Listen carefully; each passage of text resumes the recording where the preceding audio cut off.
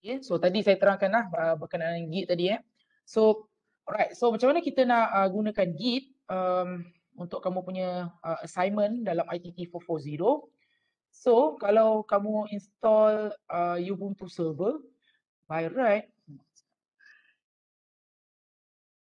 saya buka saya punya Ubuntu. So kalau kamu gunakan Ubuntu server version, by right, if I'm not mistaken, Git is pre-installed dalam kamu punya Windows. So Git tu again dia adalah version control punya software.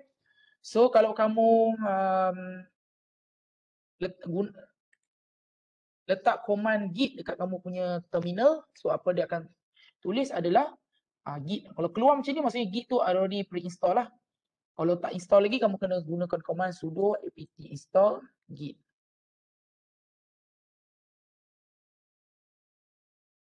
Okay. So since saya dah install, so kita terus gunakan. Okay. So again saya cakap Git ni adalah dia punya version control di mana kita boleh keep track on changes dekat di kita punya code. So macam mana kita nak start gunakan Git? So selalunya bila kita ada satu coding punya project, kita akan buat satu kita punya folder. So sama juga macam kamu lah. So kamu boleh buat apa nanti? Satu untuk kamu punya individual punya lab ni, kamu boleh buat satu folder. So mungkin untuk group project tu untuk another folder dan mungkin untuk kamu punya individual assignment tu pula satu folder. So setiap folder, so untuk lab kamu ni kamu buat dalam semua satu folder lah. Dan mungkin mana yang melibatkan code, contoh macam kat sini 1.3.1 ni kan 1.3.1 this one ada code so kamu namakanlah file dalam folder tu 1.3.1 lepas tu untuk seterusnya tu 1.3.2 for example. Okay, so kita try buat ni dulu so kita create dulu satu folder, so namakan dia folder ITT 440. So mungkin letak nama kamu punya semester sekarang ni adalah March 2022. So mungkin this is folder for your lab assignment. Panjang nama folder tu. So this is your folder. So masuk dalam folder tu. Okay, list by right kosong. Okay, so kita bila kita nak gunakan Git, kita initialize kan supaya Git start untuk keep track folder ni. So kita gunakan command Git ini. Okay, so nampak dia dah initialize empty repository in Git. So dia dah create satu local repository dekat kamu punya Git punya folder tadi. So kalau kamu boleh tengok hidden file, dia ada .git dah dekat sini. Dan kamu boleh guna command git status dan dia akan bagi tahu status of your current repository. So sekarang ni dia tak ada file apa-apa dan tak ada nothing, no commit has been done yet. Okay. Alright, so let's do our first code lah, code assignment. Contoh kita nak buat 1.3.1. Okay, so kita mungkin boleh, kamu boleh gunakan text editor macam saya terangkan tadi. Tapi text editor kamu tu kena masuk dalam folder ni lah. Ataupun kamu boleh gunakan Nano. So untuk example ni saya gunakan Nano je. Nano 1.3.1.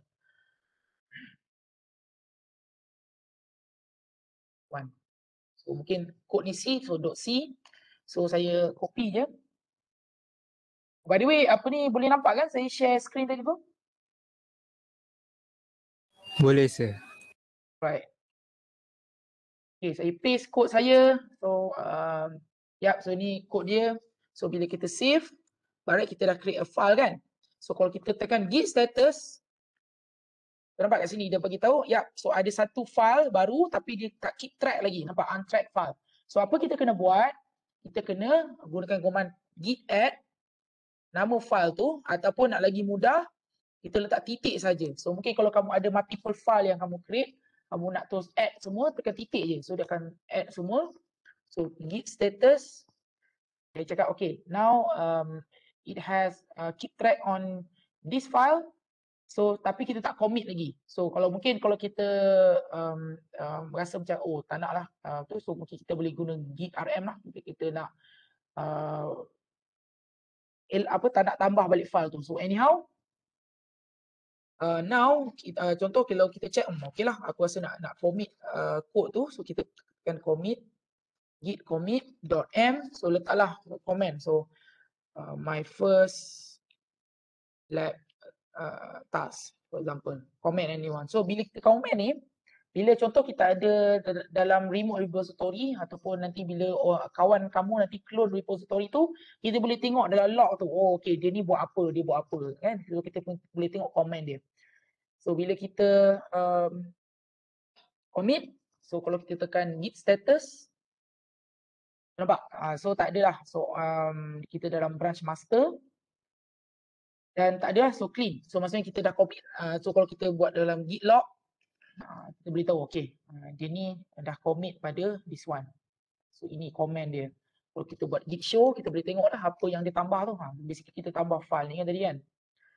Okay, contohlah kita nak ubah file kita tu. So mungkin kita nak ubahlah, tambah kod ke apa kan. So ni saya tambah komen.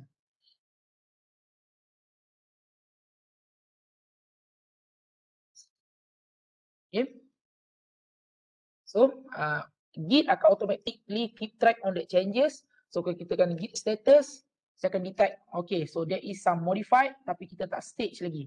So apa kita kena buat? Macam tadi juga. So kita kena tambah git add. Okay, kalau kita rasa okay dengan apa ni commit, file yang kita tambah tadi, dan kita buat git commit. So, adding, okay, kita comment add and okay, kita dah commit. Kalau kita git status, by right dia dah clean balik, nothing to be commit. Kalau kita tekan git log, kita nampak apa yang seterusnya komen dia, bila dia commit, siapa yang commit, dan kalau kita git show, dia akan show the latest changes yang telah dibuat dekat code base tu. Nampak? Kita tambah new comment at this line. Nampak? Okay, so kita basically kita buang apa ni, empty space dan kita tambah new comment dekat line tu. Boleh setakat ni. Right, now kita dah buat our local repository. Okay, ni file dia, kita buat git status pun semua okay. So ini sekarang ni kita buat dekat local repository. But nanti bila satu, untuk saya semak kod kamu kena upload dekat GitHub, which is, sorry sekejap. Dalam kelas apa? Ada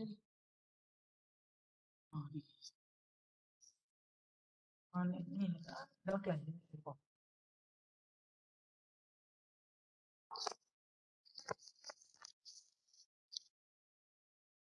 Okay, so kita buat dalam local repository, tapi kamu kena upload kod kamu dekat remote repository, which is GitHub. So nanti saya akan tunjukkan. Dan bila kamu dah letak kod dekat remote repository, kawan kamu, contoh kalau kamu ada buat group assignment nanti, one of the criteria untuk kamu punya markah tu, kamu kena buat code collaboration. Saya tak nak dalam kod tu nanti hanya seorang saja yang buat kod. So semua kena contribute kod dalam tu. Saya akan boleh tengok dia kalau kamu letak kat GitHub punya repository. So ini saya akan tunjuk macam ni kita nak gunakan GitHub. Okay, setakat ni untuk yang local repository ni faham tak? Nak gunakan Git setakat ni. Any question? Ini ada dalam YouTube saya kan? Ada. Ini pun saya record, nanti saya share. Baik. Nanti saya refer balik. Alright. Okay, so sekarang kita nak gunakan Git. So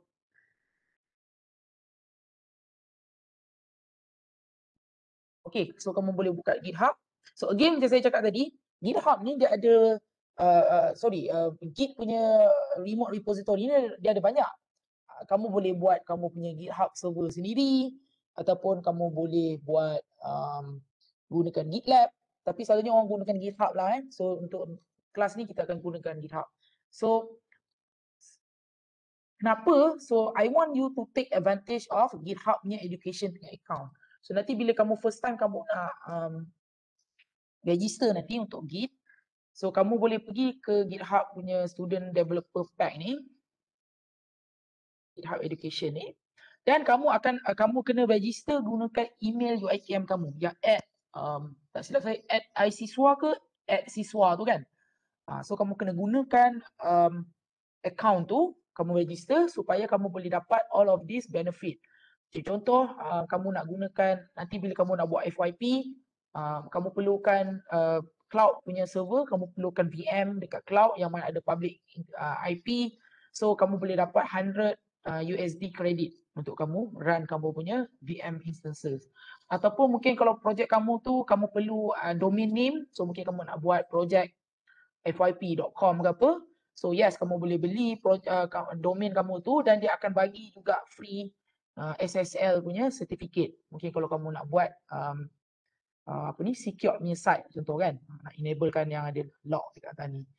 Dan macam-macam lagi lah. So dia ada bagi kamu nak dapatkan Microsoft Visual Studio yang paid version punya, ataupun kamu nak gunakan macam-macam lah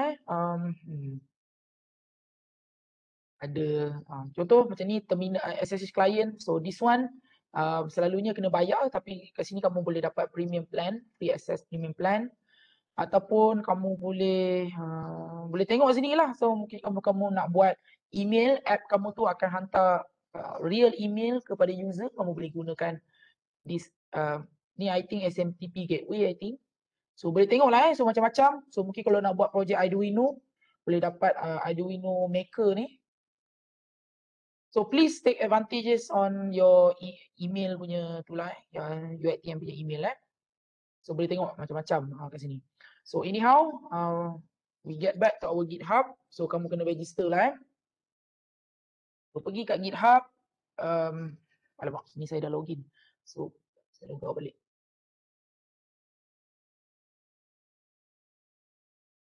Okay, so kita bila nampak sini kamu kena sign up dan sign in. So saya sign in dulu, saya punya account.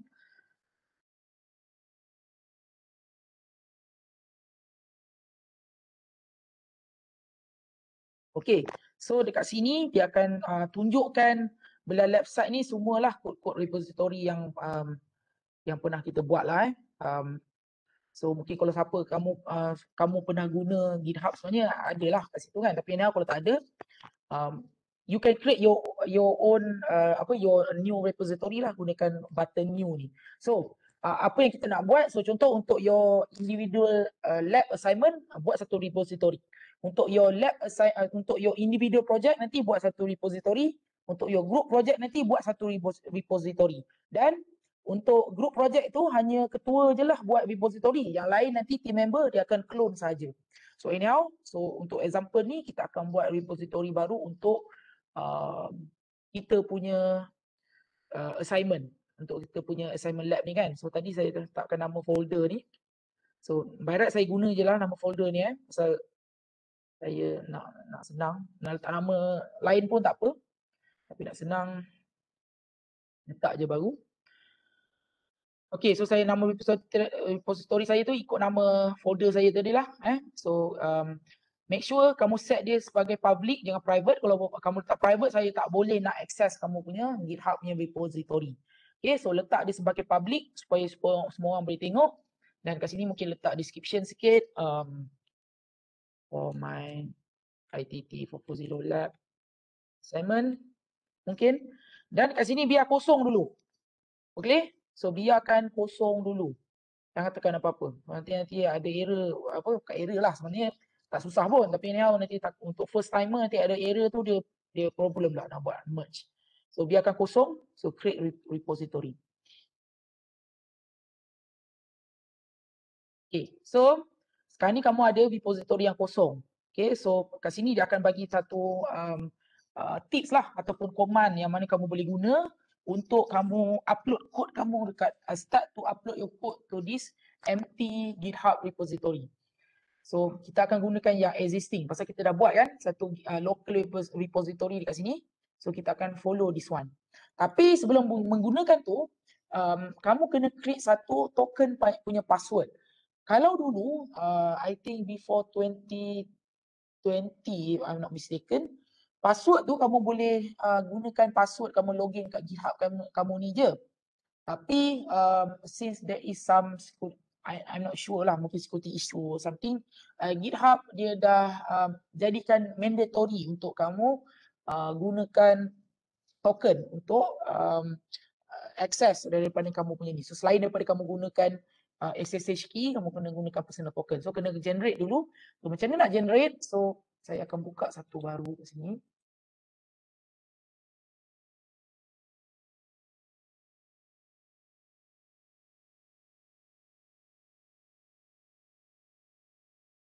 Setakat ni soalan tak? Okey ke?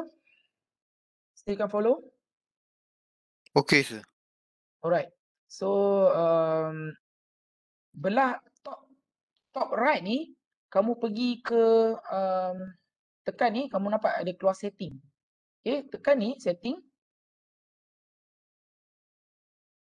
Okay, so bila kamu keluar setting ni, kamu akan kena cari developer setting. So dekat sini option yang kamu nak create kamu punya access token. So dekat belah kiri ni pilih personal access token. Dan kamu kena generate new token. So bila kamu generate nanti, make sure yang kamu macam ni kan. Bila kamu generate token nanti akan keluar macam ni. Namakan dia. Dan please make sure yang kamu pilih semua ni lah supaya kamu ada access kepada kamu punya token tadi tu. Kamu punya repository. So saya dah generate token. So lepas kamu dah generate, by right dia akan bagi satu token punya password tau. So please simpan tu, store that. Dan kamu boleh gunakan token yang sama untuk kamu punya repository yang lain. As long as kamu bagi dia permission.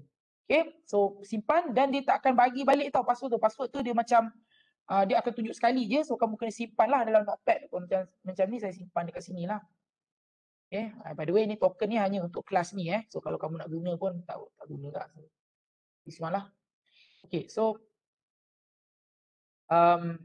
token ni dari expiry date, so kamu letaklah panjang-panjang sikit mungkin letak 3 bulan ke, kotak nanti jenuh kan, bila dah sebulan, next week kena generate token yang baru. So anyhow, bila dah generate token ni, kita boleh start buat. Okay, so kita ikut je ni, so kita pergi balik kat kita punya local repository tadi. Okay, kita gunakan command git remote add.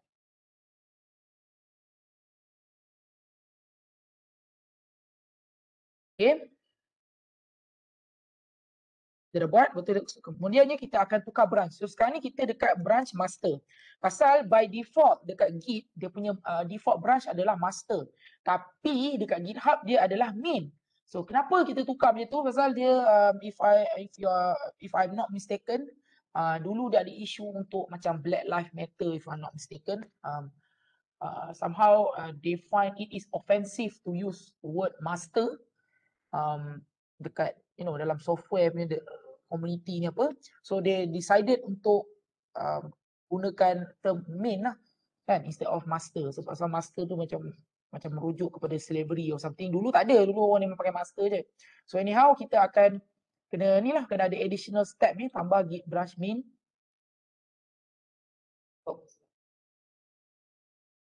Okay, so sekarang ni kalau kita tekan kat kita punya git status, kita sekarang ni dekat branch main dah, bukan master So dan kita kena push our code. So kita boleh gunakan command git push origin main. Main ni adalah merujuk kepada branch tadi. So masukkan username kamu tadi dan password dia adalah your token tadi tu.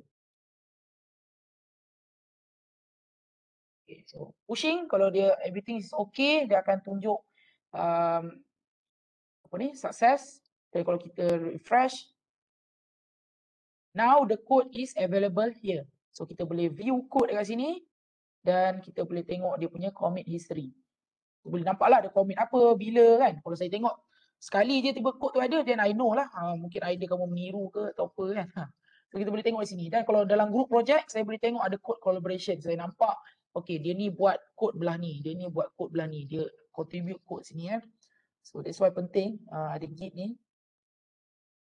Okay, dan yang kalau dalam your assignment ni, apa yang saya maksudkan dengan GitHub, Git repository punya untuk lab assignment ni, this one lah, kamu dah buat satu repository untuk your lab assignment. So this is your URL, this one. This one, copy je. So nanti kalau kamu set the public, saya boleh check kamu punya ni.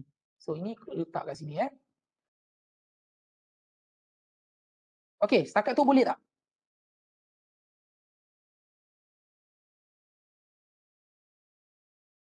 Hello?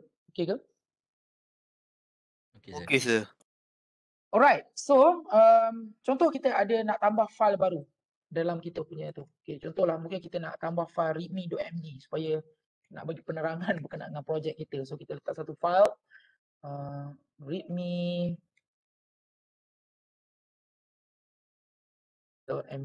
So mungkin cakap this is the official repository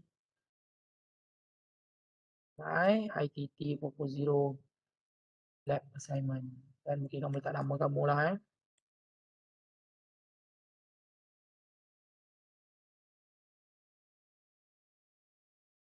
Okay, so of course kalau kamu tekan git status tadi dia akan detect changes. So samalah kita buat git add,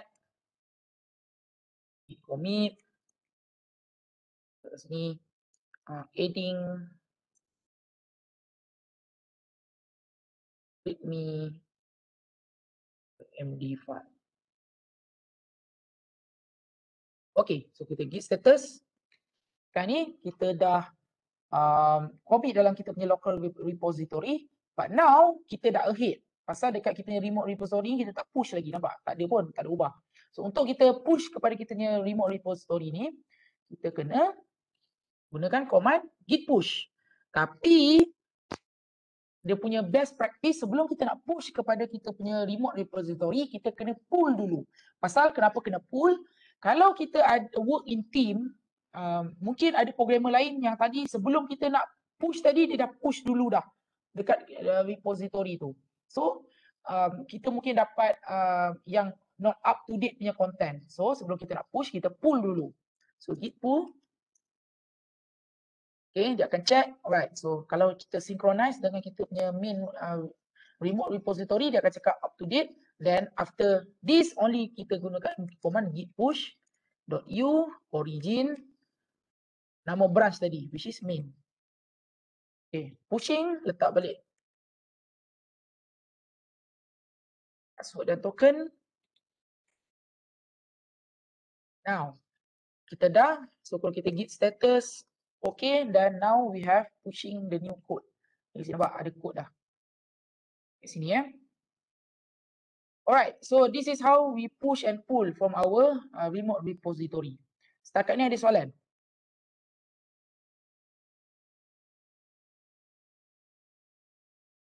Okay.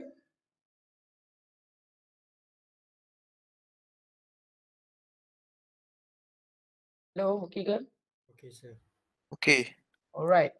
Okay, next saya akan tunjukkan macam mana kalau contoh kamu nak buat lab assignment juga nanti, kamu perlu untuk ada host yang lain, maksudnya server yang lain. Dan server yang lain tu takkanlah kamu nak buat balik kod kamu tu kan. So mungkinlah, mestilah kamu nak gunakan repository yang sama untuk lab assignment.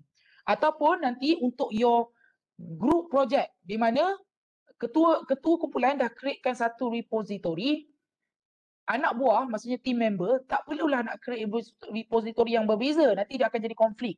So apa dia buat, instead of kita creating a new repository, kita clone saja. Kita clone So contoh sekarang ni kita ada this repository. So kita boleh clone. Kita kat sini, nampak tak dia ada bagi URL kat sini. Kita copy. Okay, contoh this one is another server. Sorry, server. Untuk lab kita nak buat server untuk kod pula. Tapi kita tak naklah buat yang benda yang baru. So mungkin kita kita pergi kat sini, tak perlu kita nak buat folder yang baru. Kita gunakan command git clone.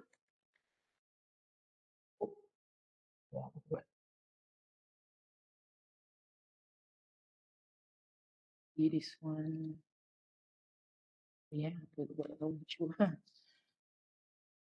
Okay, so saya gunakan command git clone paste. So ini tadi, so kita git clone, barat dia akan clone daripada remote repository itu dan dia akan create satu folder based on nama repo tu, nampak yang this one. Okay, so sekarang ni kalau kita pergi sini, kita buat git status. Now, dia akan dapatlah status dan kalau kita git log, dia akan inherit semua yang kita tambah history tu semua So now contohlah sekarang ni kita nak tambah kod untuk server pula. So ni tadi klien kan kita buat dekat tadi. So sekarang ni kita nak buat server punya kod ataupun ini anggaplah komputer kawan kamu, maksudnya team member yang lain. So mungkin dia nak buat kod untuk server. So mungkin dia buat nano 1.3.1 server.c macam tu. Okay, nak buat ni nanti.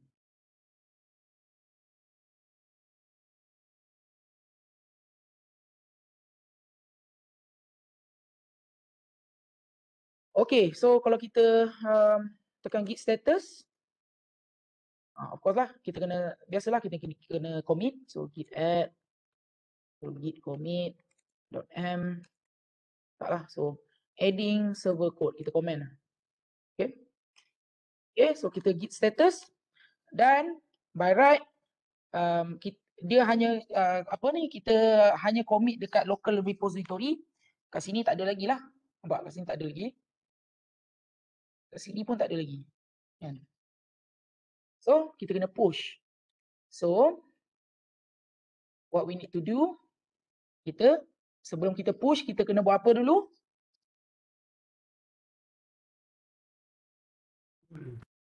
Kena pull dulu, betul. So git pull, akan check. Yap, up to date dan kita push.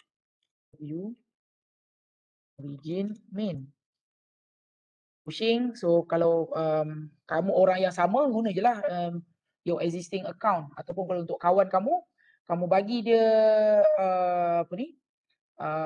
privilege untuk contribute dekat kamu punya code ni, dan nanti dia akan gunakan username dia. Lepas tu dia boleh push lah. Nanti bila dia push tu, dia akan buat pull request. Nanti kat sini dia ada satu notification, pull request. So nanti kamu sebagai admin repository ni kena approve lah. Approve, nanti dia tambah code tu kat sini. So anyhow, okay dah. Login status, kita dah ni. Dan kalau kita refresh, now nampak server tu dah ada kat sini. Dan kalau kita tengok commit punya tu, kita menampak lah history siapa commit, siapa tak. So sekarang ni dia tak update lagi, so of course dekat komputer lagi satu kita kena buat git pull untuk dapatkan the latest one.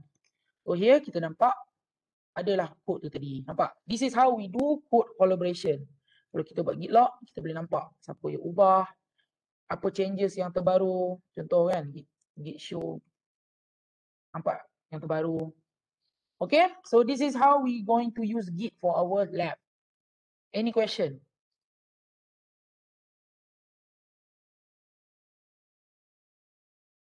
Okay.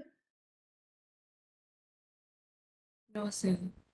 Alright, so nanti boleh tengok balik recording ni. So but again, macam saya ulang balik tadi, kita akan gunakan VirtualBox dan juga Git dan GitHub untuk your assignment. Semua assignment yang akan buat benda yang sama.